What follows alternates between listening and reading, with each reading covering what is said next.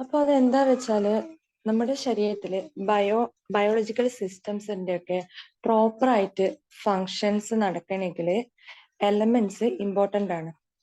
അതായത് എസെൻഷ്യൽ എലമെന്റ്സും ഉണ്ട്, ട്രേസ് എലമെന്റ്സും ഉണ്ട്. എസെൻഷ്യൽ എലമെന്റ്സ് എന്ന് വെച്ചാല് ഈ എലമെന്റ്സ് ഹൈ ക്വാണ്ടിറ്റിയിൽ ആവശ്യമായിട്ട് വരും.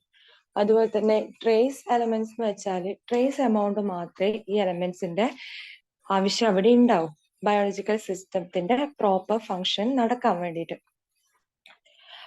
അപ്പോ ഈ എസെൻഷ്യൽ എലമെന്റ്സ് എന്ന് പറയുന്നത് സോഡിയം, പൊട്ടാസ്യം, കാൽസ്യം, മെഗ്നീഷ്യം ഇതൊക്കെ എസെൻഷ്യൽ എലമെന്റ്സ് ആയിട്ടാണ് ആക്ട് ചെയ്യുന്നത്.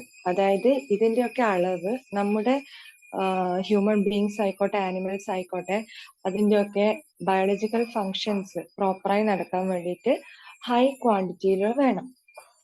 അപ്പൊ ഫസ്റ്റ് നമ്മൾ ഡിസ്കസ് ചെയ്യുന്നത് role of sodium and potassium ions ആണ്. Sodium cation is a major cation of extracellular fluid of animal including human beings, which is known to activate certain enzymes in the animal body. അതായത് sodium cation എന്ന് പറയുന്നത് extra cellular ഫ്ലൂയിഡ്സിൽ കാണപ്പെടുന്നതാണ്. അതുപോലെ തന്നെ certain എൻസൈംസിനെ activate ചെയ്യാൻ വേണ്ടിയിട്ടും ഈ sodium ions use ചെയ്യുന്നുണ്ട്. Extra cellular fluid എന്ന് പറയുന്നത് സെല്ലിന്റെ പുറം ഔട്ട്സൈഡ് ദ സെൽ കാണപ്പെടുന്ന ഫ്ലൂയിഡിനെയാണ് എക്സ്ട്രാ സെല്ലുലാർ ഫ്ലൂയിഡ് എന്ന് പറയുന്നത്. അത് ആനിമൽസിന്റെയും ഹ്യൂമൻ ബീങ്സിന്റെയും ഒക്കെ ഈ എക്സ്ട്രാ സെല്ലുലാർ ഫ്ലൂയിഡ്സിൽ സോഡിയം കാറ്റോൺ പ്രസന്റ് ആയിരിക്കും. Sodium ions are relatively harmless except when present in excess amount, in which case they may cause hypertension. അതായത് എന്താണ്, ഈ സോഡിയം അയോൺസ് റിലേറ്റീവ്ലി ഹാർംലെസ് ആണ്. ബട്ട് അതിന്റെ എക്സസ് എമൗണ്ട് പ്രസന്റ് ആണെങ്കിൽ അത് hyper ടെൻഷന് കാരണമാകും. The saline water containing excessive amount of sodium chloride is harmful to plant and aquatic life because of the toxicity of sodium ions for these systems. നമ്മുടെ saline വാട്ടറിൽ excessive amount sodium chloride present ആണെങ്കിൽ അത് പ്ലാന്റ്സിനും അതുപോലെ തന്നെ aquatic ലൈഫിനും ഒക്കെ harmful ആയിട്ട് ബാധിക്കും. അതൊരു മോഡറേറ്റ് അളവിൽ മാത്രമേ അതിന്റെ ഈ സോഡിയത്തിന്റെ അളവ് ഉണ്ടാകാൻ പാടുകയുള്ളൂ. Potassium ion is essential to all organisms with the possible exception of blue-green algae. It is a major cation of intracellular fluid of animal cell. It is moderately toxic to mammals, but only when injected intravenously. അതായത് നമ്മുടെ potassium ions essential ആണ്, എല്ലാ ഓർഗാനിസത്തിലും essential ആയിട്ട് കാണപ്പെടുന്നതാണ് potassium ions. അത് ഈ potassium ions intracellular ഫ്ലൂയിഡ്സിലാണ് കൂടുതൽ കാണപ്പെടുന്നത്. അതായത് ഇൻട്രാസെല്ലുലാർ ഫ്ലൂയിഡ്സ് എന്ന് വെച്ചാൽ the fluid that present within the cell, സെല്ലിന്റെ ഉള്ളിൽ കാണപ്പെടുന്നത് ഇൻട്രാസെല്ലുലാർ ഫ്ലൂയിഡ്. അപ്പോൾ ഇൻട്രാസെല്ലുലാർ ഫ്ലൂയിഡിലാണ് ഈ പൊട്ടാസ്യം അയോൺസിന്റെ പ്രസന്റ് ഉണ്ടാകുന്നത്. It is moderately toxic to mammals but only when inject intravenously. ഇത് നമ്മുടെ ഇൻട്രാവേനിയസ്ലി ആയിട്ട്, അതായത് ഡയറക്റ്റ് ടു വെയിൻ നമ്മൾ ഇൻജെക്ട് ചെയ്യുമ്പോഴാണ് ടോക്സിക് ആയിട്ട് മാറുന്നത് potassium ions. The sodium and potassium ions taken together constitute what is known as sodium potassium pump or simply as sodium pump. അപ്പോൾ എന്താണ് സോഡിയം പൊട്ടാസ്യം ടുഗദർ ആയിട്ട് അതിനെ നമുക്ക് എന്ത് പറയാം, സോഡിയം പൊട്ടാസ്യം പമ്പ് അല്ലെങ്കിൽ സോഡിയം പമ്പ് എന്ന് പറയാം. The functioning of this pump is actually a biological process and which goes on occurring in each and every cell of all animals including human beings. അതായത് ഈ sodium potassium pump എന്ന് പറയുന്നത് every human beings including ആനിമൽസിന് important ആയിട്ടുള്ള ഒരു കാര്യമാണ്. എല്ലാ ആനിമൽസിന്റെയും സെല്ലില്, നമ്മുടെ ഏത് ഹ്യൂമൻ ബീങ്സ് ആയാലും ആനിമൽസ് ആയാലും അത് മെയ്ഡപ്പ് ചെയ്തിരിക്കുന്നത് സെൽസ് കൊണ്ടാണ്. അപ്പൊ കുറെ സെൽസ് നമ്മുടെ ശരീരത്തിലുണ്ട്. ഈ സെൽസിലൊക്കെ നടക്കുന്നത് സോഡിയം പൊട്ടാസ്യം പമ്പ്, ഈ ഒരു പ്രോസസ്സ് അവിടെ നടക്കുന്നുണ്ട്.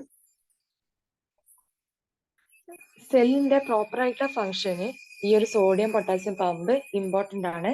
അപ്പൊ അതിന്റെ സോഡിയം പൊട്ടാസ്യം പമ്പ് അത് പ്രോപ്പർ ആയിട്ട് ഇല്ല എങ്കിൽ സെല്ലിന്റെ ബേസ്റ്റിനും സെല്ലിന്റെ അത് റപ്ചറിനൊക്കെ കാരണമാകും. Although the discussion of the exact mechanism of the functioning of this pump is beyond the scope of the book, yet it may suffice to say that it transfers sodium ions from an intracellular fluid to the extracellular fluid with the help of a carrier protein.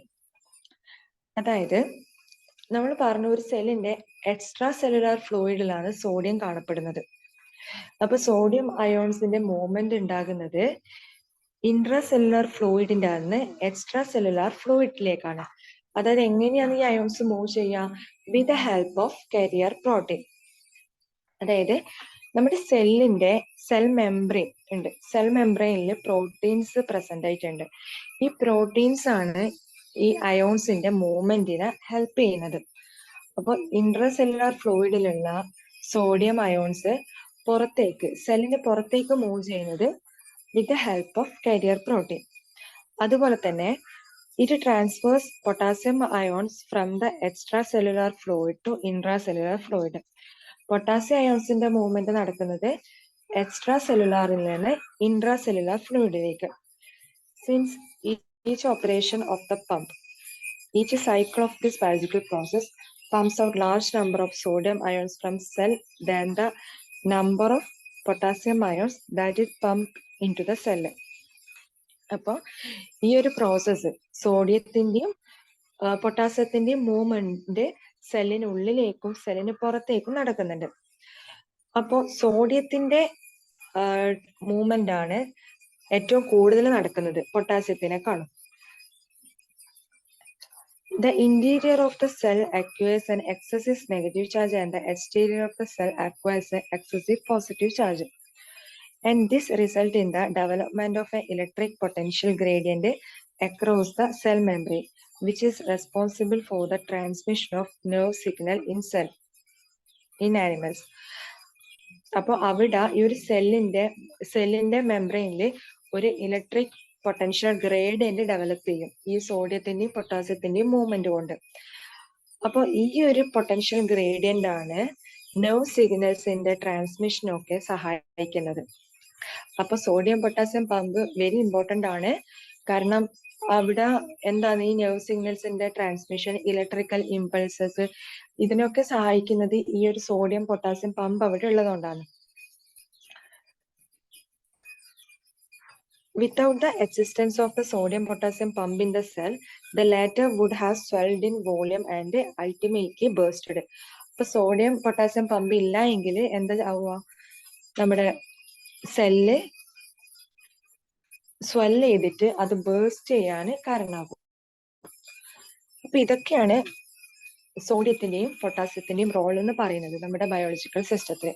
അപ്പൊ അതിൽ important ആയിട്ടുള്ളത് നമ്മുടെ sodium potassium pump തന്നെയാണ്. Biological നമ്മുടെ സെല്ലിന്റെ function പ്രോപ്പറായി നടക്കേണ്ടിയിട്ടുള്ള കണ്ടീഷനാണ് sodium potassium pump. അത് എപ്പോഴും മെയിൻറ്റെയിൻ ചെയ്ത് നിൽക്കണം. ഇനി അടുത്തത് role of magnesium and calcium ions. Magnesium is an important constituent of chlorophyll which initiate the process of photosynthesis in green plants. Magnesium എന്ന് പറയുന്നത് ഈ എലമെന്റ് ക്ലോറോഫില്ലിൽ കാണപ്പെടുന്നതാണ്. ഇത് ഫോട്ടോസിന്തസിസ് പ്ലാന്റ്സിൽ ഫോട്ടോസിന്തസിസിന് സഹായിക്കുന്നതാണ് ക്ലോറോഫിൽ പിഗ്മെന്റ്. ഈ പിഗ്മെന്റിൽ പ്രസന്റ് ആയിരിക്കുന്നത് മെഗ്നീഷ്യം ആണ്.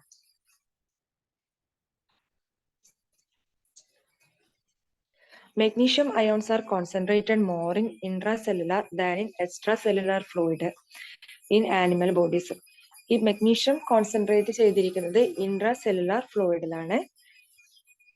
The presence of magnesium ion is a necessary requirement for the activation of phosphate transfer enzyme. അപ്പോൾ phosphate transfer enzymes ഉണ്ട് നമ്മുടെ ശരീരത്തിൽ. ഫോസ്ഫേറ്റിനെ ട്രാൻസ്ഫർ ചെയ്യുന്ന എൻസൈംസ് ഉണ്ട്. അപ്പൊ അതിന്റെ ആക്ടിവേഷന് ഈ മെഗ്നീഷ്യത്തിന്റെ അയോൺസ് വേണം. which participate in the energy releasing biochemical process occurring in animal body. അതായത് എനർജി റിലീസ് ചെയ്യുന്ന ബയോകെമിക്കൽ പ്രോസസ്സസ് നമ്മുടെ ആനിമൽ ബോഡിയിൽ നടക്കുന്നുണ്ട്. അപ്പോൾ അതിന് സഹായിക്കുന്ന എൻസൈമാണ് phosphate transfer enzyme. Magnesium ions are also required for carbohydrate metabolism. കാർബോഹൈഡ്രേറ്റിന്റെ മെറ്റബോളിസത്തിനും മെഗ്നീഷ്യം അയോൺസ് ഇമ്പോർട്ടന്റ് ആയിട്ടുള്ളതാണ്. Magnesium and calcium ions are also responsible for the transmission of electrical impulses along the nerve fiber and for the contraction of muscles. Muscle കോൺട്രാക്ഷനും അതുപോലെ തന്നെ nerve ഇമ്പൾസസിനും ഇതിനൊക്കെ magnesium calcium അയോൺസും responsible ആണ്. പിന്നെ calcium അയോൺസിന്റെ വേറെ property എന്താന്ന് വെച്ചാല് ടീത്തിലും ബോൺസിലും ഒക്കെ കാൽസ്യം അയോൺസ് പ്രസന്റ് ആയിരിക്കും. ആൻഡ് ഓൾസോ ഹേർട്ടിന്റെ റിതം മെയിൻറ്റെയിൻ ചെയ്യുന്നത് കാൽസ്യം അയോൺസ് ആണ്. ആൻഡ് ഫോർ ക്ലോട്ടിംഗ് ഓഫ് ബ്ലഡിന്റെ ക്ലോട്ടിങ്ങിന് സഹായിക്കുന്ന ഒരു എലമെന്റ് കൂടിയാണ് കാൽസ്യം എന്ന് പറയുന്നത്. The enamel on teeth is double salt of calcium. ഈ ടീത്തിന്റെ ഇനാമൽ എന്ന് പറയുന്നത് ഡബിൾ സോൾട്ട് ഓഫ് കാൽസ്യം ആണ്. അതാണ് ഈ കാൽസ്യത്തിന്റെ ഈ ഒരു ഡബിൾ സോൾട്ട് പ്രസന്റ് ആയിരിക്കുന്നത് കൊണ്ടാണ് ടീത്ത് ഹാർഡ് ആയിട്ട് കാണപ്പെടുന്നത്. Calcium ions are normally maintained at extremely very low concentration in intracellular fluid. Intracellular fluidല് calcium ions very low concentration ആയിരിക്കും പ്രസന്റ് ആയിട്ട് ഉണ്ടാവുക. Their concentration in intracellular fluid is 10,000 times lesser than their concentration in the extracellular fluid. അപ്പൊ extra cellular ഫ്ലൂയിഡിനുള്ളതിനേക്കാളും ഒരു 10,000 കുറവായിരിക്കും, times less ആയിരിക്കും intracellular ഫ്ലൂയിഡിൽ ഉണ്ടായിരിക്കും. The maintenance of low calcium ion concentration in the intracellular fluid is carried out by two biochemical processes known as calcium pump. One of these process pumps calcium ions out of the muscle cell and the other pumps calcium ion into the muscle cell. അപ്പോൾ ഈ ഒരു കാൽസ്യത്തിന്റെ അളവ് അവിടെ maintain ചെയ്ത് നിർത്തുന്നത് calcium pumps എന്ന് പറഞ്ഞിട്ടുള്ള ഒരു രണ്ട് ബയോളജിക്കൽ പ്രോസസ്സിലൂടെയാണ്. അതായത് അതിന് ഒരു പ്രോസസ്സ് എന്ത് ചെയ്യും, കാൽസ്യം അയോൺസിനെ മസിൽ സെല്ലിൽ നിന്ന് പുറത്തേക്ക് ട്രാൻസ്ഫർ ചെയ്യിക്കും. അതുപോലെ തന്നെ രണ്ടാമത്തെ ബയോളജിക്കൽ പ്രോസസ്സ് നമ്മൾ കാൽസ്യം അയോൺസിനെ മസിൽസിലേക്ക് ട്രാൻസ്ഫർ ചെയ്യിക്കും, പമ്പ്സ് ചെയ്യും. അപ്പൊ രണ്ട് ബയോളജിക്കൽ പ്രോസസ്സ് അവിടെ നടക്കുന്നുണ്ട്. ഒന്ന് മസിൽ സെല്ലിലേക്കും പമ്പ്സ് ചെയ്യും, പിന്നെ മസിൽ സെല്ലിൽ നിന്ന് പുറത്തേക്കും പമ്പ് ചെയ്യും. അപ്പൊ ഈ ഒരു പ്രോസസ് വഴിയാണ് കാൽസ്യത്തിന്റെ അളവ് അവിടെ മെയിൻറ്റെയിൻ ചെയ്ത് നിർത്തുന്നത്.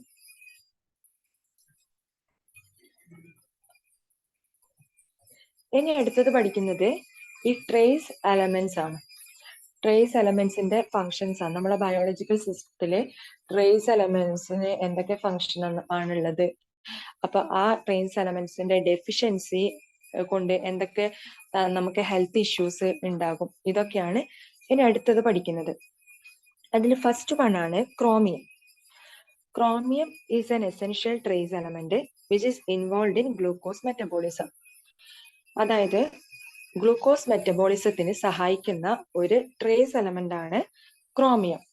ഈ ട്രേസ് എലമെന്റ് എന്ന് വെച്ചാൽ അത് വളരെ കുറച്ച് എമൗണ്ട് മാത്രമേ ആവശ്യം ഉണ്ടാവുകയുള്ളൂ ബയോളജിക്കൽ പ്രോസസ്സിന് വേണ്ടിയിട്ട്. Chromium 3 and the insulin both maintaining correct level of glucose in the blood. However, it is highly toxic as chromium 4, in which state it is carcinogenic. If chromium 3 is totally absent in the body, the removal of glucose from the blood would occur at a lesser rate than normal. അതായത് chromium 3 ആണ് നമ്മുടെ ശരീരത്തിന് ആവശ്യമായിട്ടുള്ളത്, നമ്മുടെ glucose level maintain ചെയ്യാൻ വേണ്ടിയിട്ട്. എന്നാൽ അതിന്റെ ഹൈ എമൗണ്ട് അല്ലെങ്കിൽ ക്രോമിയം 4 ഒക്കെ പ്രസന്റ് ആണെങ്കിൽ അത് കാർസിനോജനിക് ആണ്, ക്യാൻസർ കോസിംഗ് ആണ് ആ ഒരു എലമെന്റ് പ്രസന്റ് ആണെങ്കിൽ. ഇനി നമ്മുടെ ക്രോമിയം 3 ടോട്ടലി ആബ്സെന്റ് ആണ് ബോഡിയിലെങ്കിൽ ഗ്ലൂക്കോസിന്റെ റിമൂവല് ബ്ലഡിൽ നിന്ന് കറക്റ്റ് ആയിട്ട് നടക്കില്ല. നോർമൽ റേറ്റിനേക്കാളും ലെസ്സർ ആയിട്ട് ഈ ഒരു ഗ്ലൂക്കോസിനെ ബ്ലഡിന്റെ അകത്തുനിന്ന് റിമൂവ് ചെയ്യുള്ളൂ ക്രോമിയം കംപ്ലീറ്റ്ലി ആബ്സെന്റ് ആണെങ്കിൽ. അപ്പൊ എന്താണ്, ചെറിയ അളവിലെങ്കിലും ക്രോമിയം പ്രസന്റ് ആയിരിക്കണം. അത് നോട്ട് ചെയ്യണം. ക്രോമിയം 3 ആണ് പ്രസന്റ് ആയിരിക്കുന്നത്. ക്രോമിയം 4 ക്യാൻസർ കോസിങ് ആണ്. ഇനി അടുത്തത് മാംഗനീസ് ആണ്. It is an essential trace element for almost all organism. The manganese 2 enzyme produced in the liver convert nitrogenous waste product into urea, which is carried up by the blood to kidneys and which excrete it out into the urine. അതായത് manganese 2 enzymes ലിവറിൽ produce ചെയ്യുന്നുണ്ട്. ആ enzymes എന്താ ചെയ്യുന്നത് വെച്ചാൽ ഈ nitrogenase waste പ്രൊഡക്റ്റിനെ urea ആയിട്ട് convert ചെയ്യും. എന്നിട്ട് അത് ബ്ലഡിലൂടെ ക്യാരി ചെയ്തിട്ട് കിഡ്നിയിലേക്ക് കൊണ്ടുപോയിട്ട് കിഡ്നിന്ന് യൂറിനായിട്ട് എക്സ്ക്രീറ്റ് ചെയ്യുകയാണ് ചെയ്യുന്നത്. ഇറ്റ് ആക്ടിവേറ്റ് സെവറൽ എൻസൈംസിനെ ആക്ടിവേറ്റ് ചെയ്യുന്നുണ്ട്. Its deficiency in soil inhibit plant growth and leads to infertility in mammals. അപ്പൊ സോയിലില് ഇതിന്റെ ഡെഫിഷ്യൻസി ഉണ്ടെങ്കിൽ പ്ലാന്റ് ഗ്രോത്തിനെ അത് ഇൻഹിബിറ്റ് ചെയ്യും. ആൻഡ് ഓൾസോ ആ പ്ലാന്റ്സ് കൺസ്യൂം ചെയ്യുന്ന മാമൽസിൽ ഇൻഫെർട്ടിലിറ്റി ഉണ്ടാവാനുള്ള സാധ്യതയുണ്ട്. Manganese is an essential element for plant growth and it along with the fertilizers enrich the soil. അതായത് മാംഗനീസ് എന്ന് പറയുന്നത് പ്ലാന്റ് ഗ്രോത്തിന് എസെൻഷ്യൽ ആയിട്ടുള്ള ഒരു എലമെന്റ് ആണ്. ഇത് ഫെർട്ടിലൈസേഴ്സിന്റെ കൂടെ ചേർക്കുകയാണെങ്കിൽ അത് നമ്മുടെ സോയിലിനെ എൻറിച്ച് ചെയ്യും.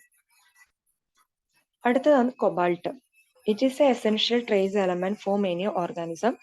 It is a constituent of vitamin B12 and activate a number of enzymes. Vitamin B12ന്റെ കോൺസ്റ്റിറ്റ്യൂട്ട് ആണ് കൊബാൾട്ട്. നമ്പർ ഓഫ് എൻസൈംസിന് ഇത് ആക്ടിവേറ്റ് ചെയ്യുന്നുണ്ട്. However it is highly toxic to plants and moderately toxic to mammals. പ്ലാന്റ്സിന് വളരെയധികം അത് toxic ആണ്. മാമൽസിന് moderately toxic ആണ് ഈ കൊബാൾട്ട് എന്ന് പറയുന്നത്. When it injected intravenously, വെയിൻസിലോട്ട് ഡയറക്റ്റ് ഇൻജെക്ട് ചെയ്യുമ്പോൾ അത് വളരെയധികം ടോക്സിക് ആയിട്ട് മാറുന്നുണ്ട്. Deficiency of cobalt in soil adversely affect the health of grazing animals. Cobalt in traces is essential for the healthy growth of animals. അപ്പോൾ ആനിമൽസിന് ഒരു ഹെൽത്തി ഗ്രോത്ത് നടക്കണമെങ്കിൽ cobalt trace എമൗണ്ടെങ്കിലും present ആയിരിക്കണം. സോയിലില് കൊബാൾട്ടിന്റെ deficiency ഉണ്ടെങ്കിൽ അത് ഹെൽത്തിനെ, ഗ്രേസ് ചെയ്യുന്ന ആനിമൽസിന്റെ ഹെൽത്തിനെ ബാധിക്കും. അടുത്തതാണ് nickel. Nickel is a essential trace element for several hydrogenases and ureases. അതായത് യൂറിയേസസ്, ഹൈഡ്രോജനേസസ് എന്നൊക്കെ പറയുന്നത് ക്ലാസ് ഓഫ് എൻസൈംസ് ആണ്. ഈ എൻസൈംസിൽ പ്രസന്റ് ആയിരിക്കുന്ന എലമെന്റ് ആണ് നിക്കൽ. അപ്പോൾ ഈ നിക്കലിന്റെ ഡെഫിഷ്യൻസി ഫുഡിൽ ഉണ്ടെങ്കിൽ അത് ചിക്സിനൊക്കെ ലിവറിന്റെ ഫങ്ഷൻ പ്രോപ്പർ ആയിട്ട് നടക്കാണ്ടിരിക്കാൻ കാരണമാകും. Highly toxic to plants and moderately toxic to mammals. It is carcinogenic if present in higher concentration in biological system.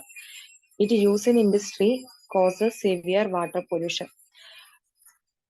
പ്ലാന്റ്സിന് വളരെയധികം ടോക്സിക്കും അതുപോലെ തന്നെ മാമൽസിന് മോഡറേറ്റ്ലി ടോക്സിക്കും ആണ്.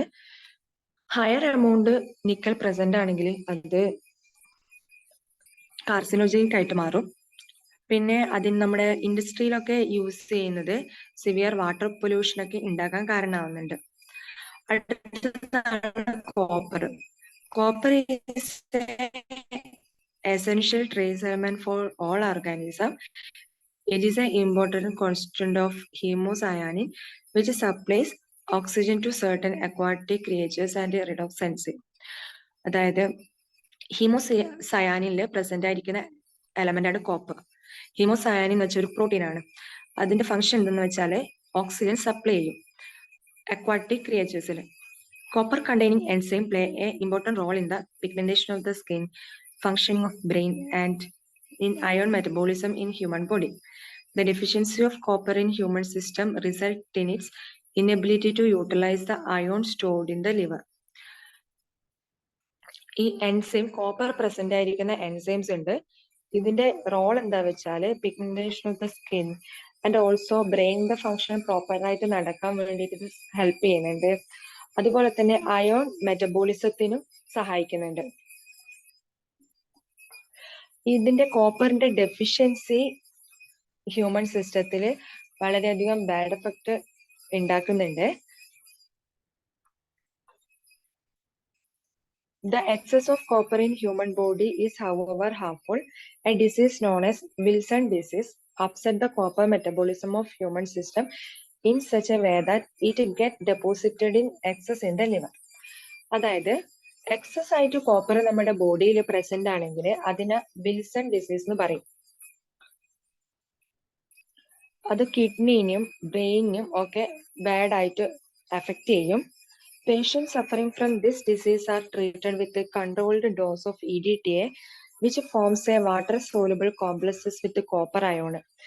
അപ്പോൾ ഈ ഒരു വിൽസൺ ഡിസീസ് ഉള്ള രോഗികൾക്ക് നമ്മൾ EDTA വെച്ചിട്ടാണ് അവരെ ട്രീറ്റ്മെന്റ് ചെയ്യുക. കാരണം എന്താ വെച്ചാൽ EDTA ഈ കോപ്പറുമായിട്ട് ഒരു കോംപ്ലക്സ് ഫോം ചെയ്യും. Water soluble copper complex get excreted through urine. അപ്പൊ അത് യൂറിനിലൂടെ എക്സ്ക്രീറ്റ് ചെയ്യപ്പെടും. It is highly toxic to invertebrates and moderately toxic to other mammals, also when present in higher concentration. Higher concentration ഈ copper present ആണെങ്കിൽ ഇൻവേർട്ടിബ്രേറ്റ്സിനെ highly അത് effect ചെയ്യും and other മാമൽസിനെ moderately ആണ് effect ചെയ്യുക. ഇനി അടുത്ത ട്രേസ് എലമെന്റ് ആണ് arsenic. Arsenic is an ultra trace element in red algae, chicks and some mammals, including humans. അതായത് അൾട്രാ ട്രേസ് ആയിട്ടുള്ള ഒരു എലമെന്റ് ആണ് ആർസെനിക്. അതായത് വളരെ അത്രയും കുറച്ച് എമൗണ്ട് മാത്രമേ ഈ ഒരു ആർസെനിക് നമ്മുടെ ബോഡിയിൽ പ്രസന്റ് ആവാൻ പാടുള്ളൂ. Deficiency in chicks result in depressed growth. ചിക്സിൽ ഇതിന്റെ ഡെഫിഷ്യൻസി ഗ്രോത്തിനെ ഡിപ്രസ് ചെയ്യിക്കും. Moderately toxic to plants and highly toxic to mammals have been present in more than ultra trace quantities. അതായത് ഈ അൾട്രാ ട്രേസ് ക്വാണ്ടിറ്റിനെക്കാളും കുറച്ചധികമായാൽ പോലും അത് വളരെയധികം ബാഡ് എഫക്റ്റ് ആണ് ഈ മാമൽസിൽ ഉണ്ടാക്കുക. Mining operation, burning of call, use of insecticide and herbicide containing arsenic are the chief source of arsenic pollution in air and water.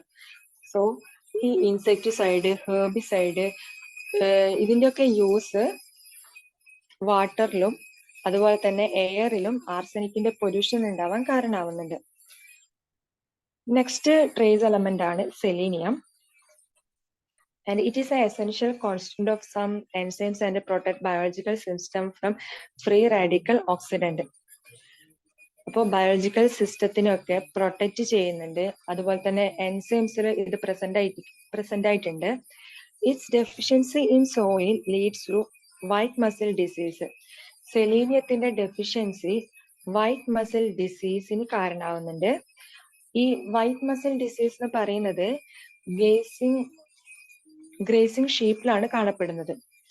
In high concentration it is moderately toxic to plants but highly toxic to mammals. അപ്പോൾ high കോൺസെൻട്രേഷനിൽ ഈ selenium present ആണെങ്കിൽ അത് moderately പ്ലാന്റ്സിന് toxic ആയിരിക്കും, but highly toxic ആയിരിക്കും മാമൽസിന്. അടുത്ത ട്രേസ് എലമെന്റ് ആണ് molybdenum. Molybdenum, it is a constituent of several enzymes which are used by nature for nitrogen fixation and nitrogen reduction. അപ്പോൾ നൈട്രജൻ ഫിക്സേഷനും നൈട്രജൻ റിഡക്ഷനും ഈ ഒരു പ്രോസസ്സിലൊക്കെ മോളിബ്ഡിനം യൂസ് ചെയ്യുന്നുണ്ട്. It is moderately toxic.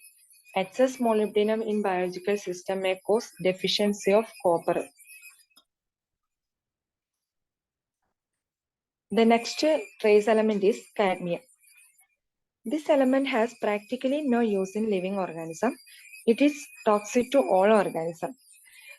ഈ കാഡ്മിയത്തിന് ലിവിങ് ഓർഗാനിസത്തില് പ്രത്യേകിച്ച് യൂസസ് ഒന്നുമില്ല. ഇത് എല്ലാ ഓർഗാനിസത്തിലും എന്താണ് ടോക്സിക് ആയിട്ടുള്ള ഒരു എലമെന്റ് ആണ്. It is a cumulative poison for mammals causing kidney failure, hypertension, anemia and disorder of bone marrow. അപ്പോൾ ഇതിന്റെ പ്രസൻസ് മാമൽസിൽ കിഡ്നി ഫെയിലിയറിന് കാരണമാകും. ഹൈപ്പർ ടെൻഷൻ, അനീമിയക്ക് കാരണമാകും, ബോൺ മാരോ ഡിസീസിന് കാരണമാകും. Since zinc is generally contaminated with cadmium, hence its use in galvanizing industry is the chief source of cadmium pollution. അപ്പോൾ ഗാൽവനൈസിങ് ഇൻഡസ്ട്രിയിലൊക്കെ zinc cadmium ആയിട്ട് contaminated ആവും. അത് ആ ഒരു പ്രോസസ്സിനെ ബാഡ് ആയിട്ടാണ് എഫക്റ്റ് ചെയ്യുക. അതിന് കാഡ്മിയം പൊല്യൂഷൻ എന്ന് പറയും. അടുത്ത ട്രേസ് എലമെന്റ് ആണ് iodine. Iodine is a essential element ആണ് മെനി ഓർഗാനിസത്തില്. It is a important constituent of thyroxine. തൈറോക്സിനിലെ ഇമ്പോർട്ടന്റ് കോൺസ്റ്റിറ്റ്യൂന്റ് ആണ് iodine. Its deficiency cause goitre. അപ്പോൾ അയോഡിന്റെ ഡെഫിഷ്യൻസി ഗോയിറ്റർ എന്ന് പറയുന്ന ഒരു ഡിസീസിന് കാരണമാകും. Although iodine ions are not toxic, yet I2 is toxic like other halogen in elemental form. Iodide ions എന്ന് പറയുന്നത് ടോക്സിക് അല്ല, ബട്ട് I2 ടോക്സിക് ആണ്. എലമെന്റൽ ഫോമിൽ I2 ടോക്സിക് ആയിട്ട് വരും, ബട്ട് അയോഡൈഡ് അയോണ് ടോക്സിക് അല്ല. The next trace element is mercury. മെർക്കുറിക്ക് എന്താണ് ബയോളജിക്കൽ ഫങ്ഷൻസ് ഒന്നും ഇല്ല. Highly toxic to fungi, plants and animals.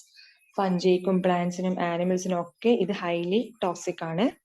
It is a cumulative poison for mammals and fungicides of organomercurial category cause air, water and soil pollution. And lead.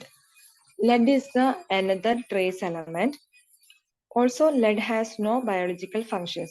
It is highly toxic to plants and it is a cumulative poison for mammals. ലെഡിനും പ്രത്യേകിച്ച് biological functions ഒന്നുമില്ല. ഇതും എന്താണ്, ഒരു poison ആണ് മാമൽസിന്. It inhibit the synthesis of haemoglobin in mammals and is highly toxic for central nervous system. അപ്പോൾ lead എന്താ ചെയ്യുന്ന വെച്ചാല് ഹീമോഗ്ലോബിൻ സിന്തസിസിനെ ഇൻഹിബിറ്റ് ചെയ്യും. ആൻഡ് ഓൾസോ സെൻട്രൽ നെർവസ് സിസ്റ്റത്തിനെ ഇത് ബാധിക്കും. Lead tetraethyl used in gasoline as an antiknock and lead pigments are serious health hazards. Serious ആയിട്ട് നമ്മുടെ ഹെൽത്തിന് ബാഡ് എഫക്റ്റ് ഉണ്ടാക്കുന്നതാണ് ലെഡ് ടെട്രാ ഈതയിലും അതുപോലെ തന്നെ ലെഡ് പിഗ്മെന്റ്സ് ഒക്കെ. The next trace element is iron. The role of biochemical containing iron in biological system has already been discussed. അതായത് iron നമ്മുടെ ഹീമോഗ്ലോബിനിലും മയോഗ്ലോബിനിലും പ്രസന്റ് ആയിട്ടുണ്ട്. അയേൺ 2 ഓക്സിഡേഷൻ സ്റ്റേറ്റിലാണ്, Fe2+ ഓക്സിഡേഷൻ സ്റ്റേറ്റിലുള്ള അയേൺ ആണ് ഹീമോഗ്ലോബിനിലും മയോഗ്ലോബിനിലും പ്രസന്റ് ആയിരിക്കുന്നത്. ഈ ഹീമോഗ്ലോബിന്റെ ഫങ്ഷൻ എന്താന്ന് വെച്ചാൽ ഓക്സിജൻ ട്രാൻസ്പോർട്ട് ആണ്. നമ്മുടെ ബ്ലഡിലൂടെ ഓക്സിജന് എല്ലാ ഓർഗൻസിലേക്കും ഒക്കെ എത്തിക്കുന്നത് ഈ ഹീമോഗ്ലോബിൻ ആണ്. അതുപോലെ തന്നെ കാർബൺ ഡൈ ഓക്സൈഡിനെ ക്യാരി ചെയ്തിട്ട് നമ്മുടെ ലങ്സിൽ നിന്ന് പുറത്തേക്ക് കളയാൻ സഹായിക്കുന്നതും ഈ ഹീമോഗ്ലോബിൻ ആണ്. അപ്പോൾ ഹീമോഗ്ലോബിനിൽ പ്രസന്റ് ആയിരിക്കുന്ന എലമെന്റ് പറയുന്നത് അയൺ ആണ്. Although iron is essential to all form of life, that its excessive intake can cause the siderosis and damage organs. അപ്പോൾ ഈ അയേണ് ട്രേസ് എമൗണ്ടിൽ മാത്രമേ പ്രസന്റ് ആയിരിക്കാൻ പാടുള്ളൂ. ഹൈ എമൗണ്ടിൽ പ്രസന്റ് ആയിട്ടുണ്ടെങ്കിൽ അത് സിഡറോസിസിനും ഓർഗൻസ് ഒക്കെ ഡാമേജ് ആവാനും സാധ്യതയുണ്ട്.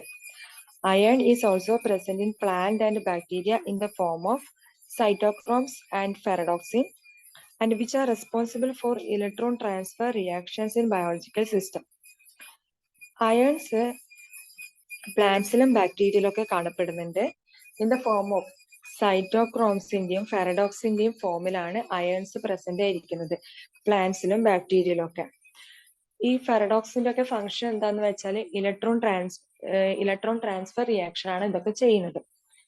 Apart from this, iron is an important constituent of nitrogenase and a number of other important enzymes in biological systems.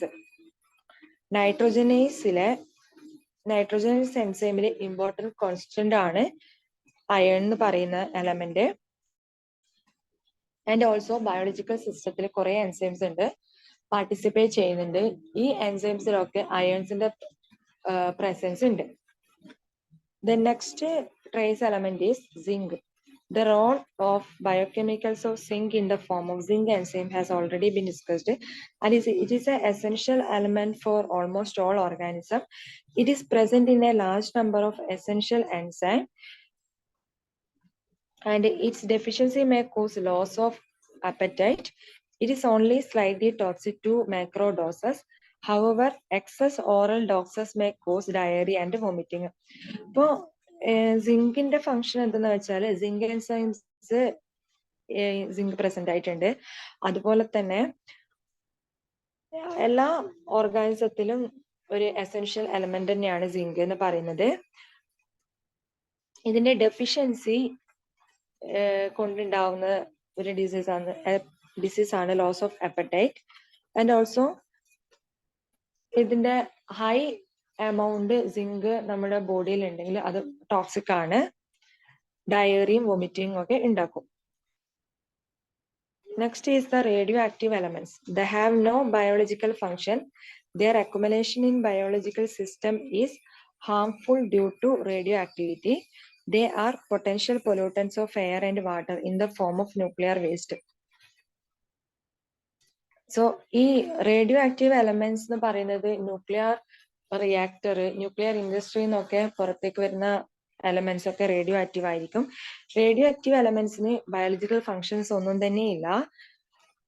അതിന്റെ ആ ഒരു ബാഡ് എഫക്റ്റ് കൊണ്ട് നമ്മുടെ ഹ്യൂമൻ ബീങ്സിനായാലും ആനിമൽസിനായാലും പ്ലാന്റ്സിനായാലും വളരെ ഹാർംഫുൾ എഫക്റ്റ് ആണ് ഈ റേഡിയോ ആക്റ്റീവ് എലമെന്റ്സ് ഉണ്ടാക്കുക. സോ ഇത്രയൊക്കെയാണ് നമ്മുടെ essential and trace elements in biological system എന്ന് പറയുന്ന ആ പോർഷനിൽ പഠിക്കാനുള്ളത്. അപ്പോൾ എന്താണ് എസെൻഷ്യൽ എലമെന്റ്സ്, അതിന്റെ ഫങ്ഷൻസ്, ട്രേസ് എലമെന്റ്സ് ഏതൊക്കെയാണ്, അതിന്റെ ഫങ്ഷൻസ് ആണ് നമ്മളിപ്പോ ഇവിടെ പറഞ്ഞത്.